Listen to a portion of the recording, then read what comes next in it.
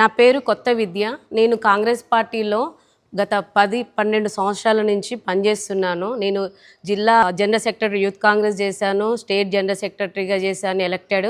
అలాగే నేను శక్తి సూపర్షీలో ప్రమోట్ అయ్యి ఇండియా లెవెల్లో సెకండ్ ప్లేస్లో ఉంచి ఎంతోమంది మహిళలని కాంగ్రెస్ పార్టీకి పరిచయం చేసినటువంటి కార్యకర్తని.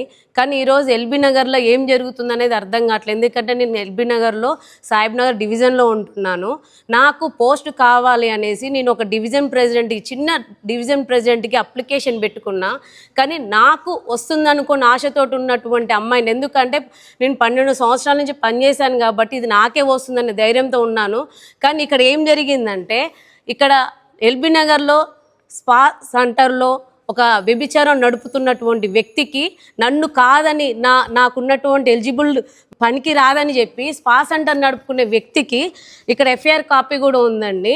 కానీ ఈ ఎఫ్ఐఆర్ కాపీలు ఉన్నటువంటి దాన్ని నేను చదవలేను, ఎందుకంటే అంత ఘోరంగా ఉంది. ఒక ఆడపిల్ల ఈ ఎఫ్ఐఆర్ కాపీని కూడా చదవలేనంత ఘోరంగా ఉన్నది.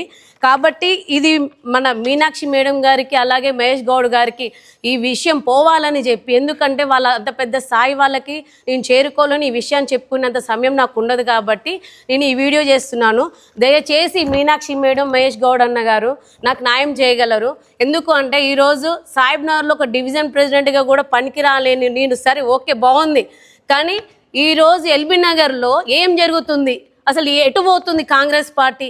ఈ కాంగ్రెస్ పార్టీ భవిష్యత్తు ఏం చేద్దాం అనుకుంటున్నారో నాకు కొద్ది కూడా అర్థం కావట్లేదు. ఎందుకంటే ఎల్బీ నగర్ అనేది కాంగ్రెస్ గడ్డ. ఈరోజు కాంగ్రెస్ పార్టీ అనేది అతలకుతలం అయిపోయి ఖరాబ్ అయిపోతుందండి. ఈరోజు ఇది కూడా పెద్ద మైనసే కాంగ్రెస్ పార్టీకి. దయచేసి ఈ స్పాట్ సెంటర్లు అనేటివి ఎక్కువగా ఉన్నాయి. ఇదే వ్యక్తికి ఒక 4-5 బ్రాంచెస్ కూడా ఉన్నాయి. ఇంత పెద్ద బ్రాంచెస్ పెట్టడానికి దీని వెనక ఉన్న ముఠాని కూడా వెంటనే చూసి వాళ్ళందరినీ కూడా అరెస్ట్ చేసి వాళ్ళకి తగిన చర్యలు తీసుకోవాలని చెప్పి కోరుకుంటున్నాను.